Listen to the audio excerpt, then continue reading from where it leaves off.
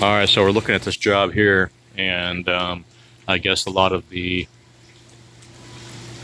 can see where the floors were expanded. They added like 3 or 4 new floors, and then there's a lot of over spray and cement that was dropped into this cast concrete. It's got to be removed,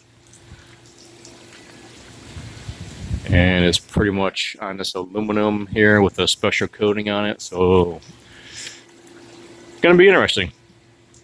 And it's got to be repelled. It can't be a lift. There's no room for a lift in here. Maybe before construction there's a lift room, but not now. All this silver stuff here, you can see it over here, especially here. Get a close look at this. A lot of blotches on there, pretty nasty. It's going to be, it's not that easy to remove without damaging that surface.